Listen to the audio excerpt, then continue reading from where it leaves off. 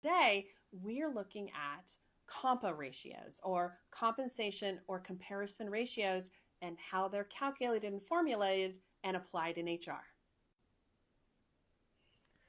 One of the ways you would use a compa ratio is normally during annual review time.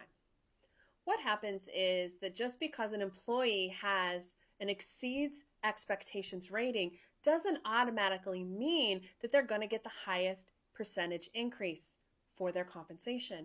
We have to take into account where they are within the pay range. And that's what the compa ratio seeks to find. So the formula for the compa ratio is actual salary divided by the midpoint range. And then you're going to multiply that by 100. Let's walk through a scenario involving compa ratios. Let's assume for this example that the average midpoint salary for an HR coordinator is $44,000. I'm pulling this information off of Workology and an HR salary range report that we have.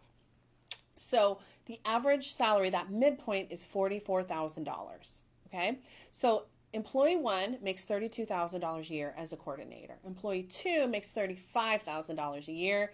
Employee 3 makes $42,000 a year.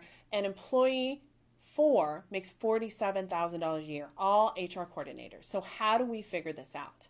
All right, so you start with your regular salary. So the salary of Employee A is $32,000. You're going to divide that by $44,000. They're going to multiply that times 100. That number is 73%. So the compa ratio for your employee or HR coordinator who makes $32,000 a year is 73%. Now that employee who makes $35,000 a year, it's $35,000 divided by $44,000. Remember, that's your midpoint multiplied by 100. That employee's compa ratio is 80%. Now let's move on to $42,000. $42,000 divided by $44,000 times 100 is 95%.